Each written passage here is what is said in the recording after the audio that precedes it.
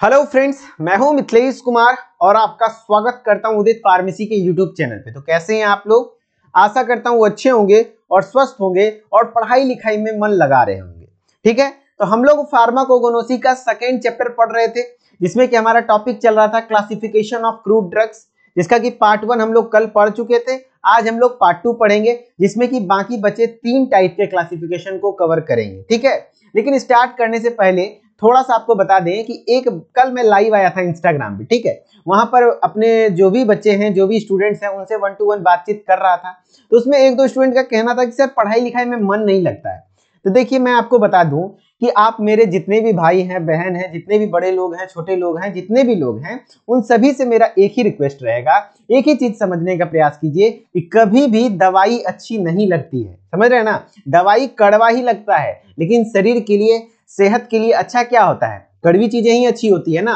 तो अच्छी चीजें कभी भी आपको मन नहीं लगेगा, उसमें लगाना पड़ता है ना। तो पढ़ाई लिखाई आपके जीवन के लिए एक अच्छा चीज है। इसको ग्रहण करने में थोड़ा सा कष्ट होता है, लेकिन जब आप इसको ग्रहण कर लीजिएगा ना, तो जो आनंद आएगा ना, उसका अलग ही लेवल होता है। ठीक है, तो मन लगता नहीं है। माना कि ठंडी का दिन है, पढ़ाई लिखाई नहीं कर पा रहे हैं, तो भैया अब तो इतना आसान हो गया है। आपको करना क्या है? मोबाइल खोल के रजाई के अंदर घुसिए और देखते रहिए। नींद आएगी सो जाइए, फिर जगिए, फिर वीडियो चलाइए, फिर सुनिए। कम से कम दिन का 1 घंटा रोज यदि आप मुझे देने के लिए तैयार हैं, तो मैं आपको डी फार्मा में कहीं कोई बैक वैक नहीं लगेगा और 80% प्लस मार्क्स आप गेन कर लेंगे, अगर अभी से पढ़ना शुरू कर देंगे तो, है ना। मैं विश्वास दिलाता हूं। बस 1 घंटा रोज पढ़िए, है ना। 1 घंटा, उससे ज्यादा नहीं। लेकिन आप पढ़ना चाहेंगे तब तो थोड़ा सा चाहत मन में जगाइए, है ना। किसी का भी गंदा गंदा वीडियो देखने के लिए एगो नोटिफिकेशन आपके मोबाइल में आएगा, तुरंत से आप क्लिक कीजिएगा। और ई वीडियो का नोटिफिकेशन यदि आप क्लिक किए तो आप महान हैं भाई। ये ठंडी के दिन में पढ़ाई लिखाई संभव नहीं है। मेरा भी मन भागता है, लेकिन क्या करें, है ना।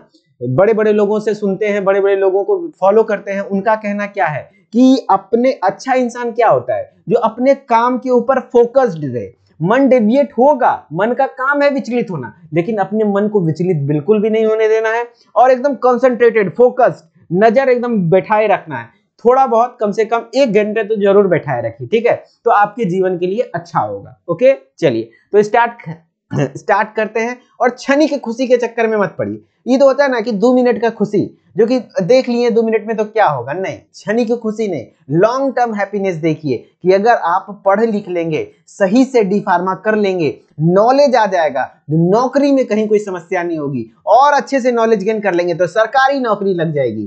समझ रहे ना? जिसको नॉलेज है, इस फील्ड में बहुत ज्यादा डिमांड है उसका। ठीक है, तो नॉलेज गेन करने का प्रयास करिए। ओके, चलिए तो आज का इस लेक्चर में माफी चाहूंगा जिसका भी 2 मिनट समय बर्बाद किया, लेकिन हाँ, ये जरूरी है, बच्चों के लिए जरूरी है, क्योंकि आप भी हमारे एज के हैं। और इस एज में मैं फॉलो कर, मतलब मुझे जब इस तरीके की चीजें दिक्कत आ सकती हैं, तो आपको भी आती ही होगी। तो सोचा कि आपके साथ शायद इस चीज को लेकर के बातचीत करूंगा। तो 2 मिनट लगेगा समय, लेकिन आपका दिमाग हो सके एक जगह आ जाए तो बहुत कृपा होगी। ठीक है, चलिए तो हम लोगों को फार्माकोलॉजिकल क्लासिफिकेशन, केमिकल क्लासिफिकेशन और कीमोटैक्सोनॉमिकल क्लासिफिकेशन पढ़ना था। ठीक है, तो चूंकि फार्माकोगनोसी है, तो यहाँ पर क्रूड ड्रग्स, है ना, क्रूड ड्रग्स का ही मेनली पढ़ते हैं क्लासिफिकेशन। तो आपका आखिर क्रूड ड्रग्स होता क्या है, थोड़ा सा ये जानिए। तो क्रूड ड्रग्स वैसे ड्रग्स हैं जो कि नेचुरल सोर्सेज से ओरिजिनेट होते हैं, नेचुरल सोर्सेज से हमें प्राप्त होते हैं। नेचुरल मतलब क्या? प्राकृतिक चीजों से, जैसे कि प्लांट्स से, है ना, जैसे कि प्लांट्स से, एनिमल से, और मिनरल से, माइक्रो ऑर्गेनिज्म से, सूक्ष्म जीवों से, उससे मिलता है। ठीक है, अब ये जो क्रूड ड्रग्स है, इसके 6 टाइप के क्लासिफिकेशन मेनली हैं। कितने टाइप के? 6 टाइप के। उस 6 टाइप का ट्रिक मैंने क्या बताया था? ई मैडम जी को देखे थे ना, ई मैडम जी को देखने में मन लगता होगा, और एटीएम के पास खड़ी है और एटीएम पे सीसीटीवी फुटेज लगा रहता है। तो एटीएम पर सीसीटीवी फुटेज लगे होते हैं। ए मतलब अल्फाबेटिकल, टी का मतलब टेक्सोनॉमिकल, एम का मतलब मॉर्फोलॉजिकल, पी का मतलब फार्माकोलॉजिकल, पीआर का मतलब, सी का मतलब केमिकल, सीटी का मतलब कीमोटैक्सोनॉमिकल। तो वही 6 है, 6 का नाम याद रख लीजिए। Alphabetical, morphological, taxonomical, pharmacological, chemical classification और कीमोटैक्सोनॉमिकल क्लासिफिकेशन। ठीक है, चलिए तो हम लोग पिछले लेक्चर में ये तीनों कवर कर चुके हैं। अल्फाबेटिकल, मॉर्फोलॉजिकल और टेक्सोनॉमिकल। आज हमारा पार्ट 2 में फार्माकोलॉजिकल, केमिकल और कीमोटेक्सोनॉमिकल क्लासिफिकेशन पढ़ना है।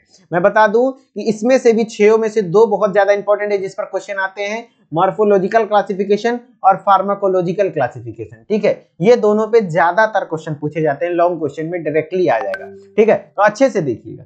तो सबसे पहले हम लोग फार्माकोलॉजिकल क्लासिफिकेशन स्टार्ट करते हैं, लेकिन उससे पहले मैं आपको बता दूं कि यदि आप इसी प्रकार से सही से नॉलेज चाहते हैं, सही गाइडेंस चाहते हैं और चाहते हैं कि डी फार्मा करने के बाद आप बेरोजगार ना रहें, है ना, मतलब आपको कहीं ना कहीं अच्छी नौकरी वगैरह लग जाए, तो प्रॉपर नॉलेज चाहिए और अच्छे मार्क्स लाने हैं, आपका सपना है कि बहुत अच्छा मार्क्स लाना है ना, तो आप हमारे उदित फार्मेसी के ऐप को इंस्टॉल करके वहां पर डी फार्मा फर्स्ट ईयर के कोर्स को परचेज करके वहां पे और भी मन से पढ़ाई लिखाई कर सकते हैं। वहां हम आपसे बातचीत करके आपके हर एक समस्या को समाधान भी करते हैं। ठीक है, तो वहां कोई और दिक्कत नहीं होती है। ओके, चलिए, तो हमारा आज का टॉपिक रहेगा फार्माकोलॉजिकल क्लासिफिकेशन। सबसे पहले तो फार्माकोलॉजिकल क्लासिफिकेशन में ड्रग्स को किस बेसिस पर बांटते हैं, तो जो आपके मन में सबसे इजीएस्ट वे आना चाहिए, इजीएस्ट वे मतलब कहने का मन में आता है ना कि उल्टी का दवाई अलग रख देंगे कि ये सारे दवाई उल्टी में आते हैं, पैखाना का दवाई अलग रख देंगे, फिर उल्टी क्या कहते हैं, मन खराब हो रहा है, बुखार लग रहा है तो अलग दवाई रख देंगे, तो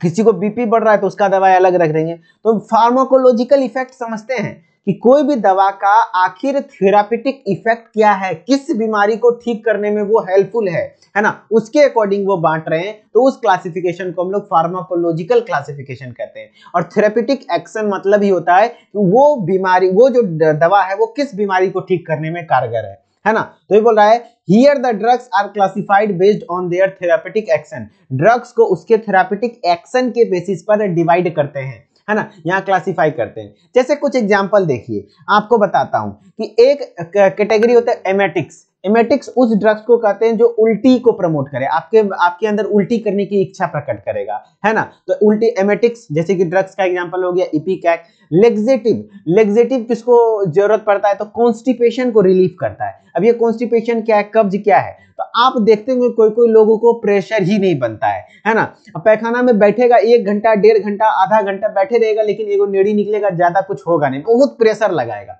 है ना, इसके बाद फिर पाइल्स का शिकायत आ जाता है, बवासीर का शिकायत आ जाता है।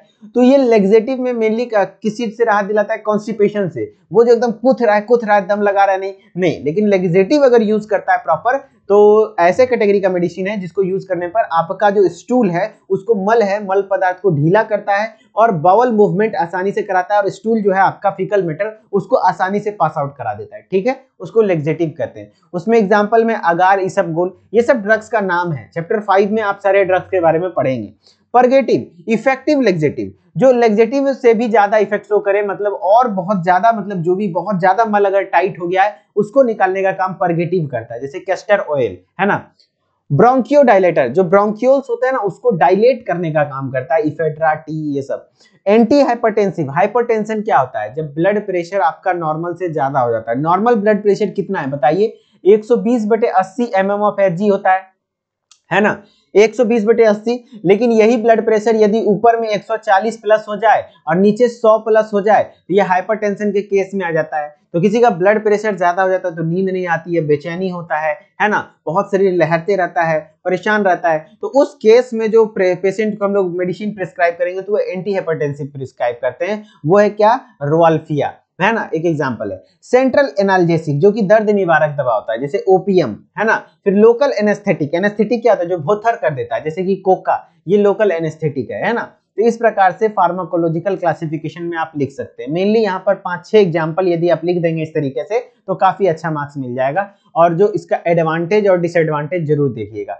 एडवांटेज में आपको क्या लिखना है कि the benefit of this classification is that we get to know about the medicinal use of plant. Mainly जो प्लांट का मेडिसिनल यूज है उसके बारे में हमें जानकारी इसके अंतर्गत मिल जाती है, मेडिसिनल यूज क्या है। और डिसएडवांटेज में कि केमिकल नेचर का हमें ड्रग्स का नहीं पता चल जाता है और नहीं पता चल पाता है। और different drugs categorized in single category due to their common therapeutic effect. बहुत सारे ड्रग्स एक ही कैटेगरी में आ जाते हैं, जैसे उल्टी करवा, जैसे कि आप कहते हैं लेग्जेटिव, लेग्जेटिव के अंदर 2 ही ड्रग्स नहीं है, कई सारे ड्रग्स हैं, तो एक ही कैटेगरी के अंदर बहुत ज्यादा ड्रग्स आ जाते हैं, तो स्टडी करना फिर मुश्किल हो जाता है हर एक ड्रग्स के बारे में। तो ये हुआ इसका एडवांटेज और डिसएडवांटेज, बहुत इंपॉर्टेंट है। ठीक है, चलिए अब 5वें नंबर पे है आपका केमिकल क्लासिफिकेशन। केमिकल क्लासिफिकेशन नाम से ही लग रहा होगा कि यहाँ पर जो ड्रग्स का क्लासिफिकेशन करेंगे वो किसके बेसिस पे करेंगे, तो उसके जो केमिकल कॉन्स्टिट्यूएंट हैं उसके बेसिस पर, कि उसमें उस ड्रग्स में कौन सा केमिकल है ना। तो in this type of classification drugs are classified according to the chemical nature of the drugs. Drugs के केमिकल नेचर के अकॉर्डिंग यहाँ पर बांटा जाता है। जैसे कि आपका है ड्रग्स में दतूरा और विंका, है ना, तो दतूरा और विंका में आपका एल्कलॉइड पाया जाता है, अशोका और माइरोबालन में टेनिन पाया जाता है, क्लोव और सिनेमन में वोलेटाइल ऑयल पाया जाता है। ये सब आपका एल्कोहल क्या है, टेनिन क्या है, वोलेटाइल ऑयल क्या है, लिपिड क्या है, ये सब चीज आप चैप्टर 4 में पढ़ेंगे। यहाँ पर शायद कोग्नोसी में सेकेंडरी मेटाबोलाइट में अल्कलॉइड, ग्लाइकोसाइड, टर्पेनॉइड ये सब पढ़ते हैं, टेनिन, रेजिन वहां पर पढ़ते हैं, ठीक है। ये सब केमिकल कॉन्स्टिट्यूएंट हैं जो कि पौधों में पाया जाता है।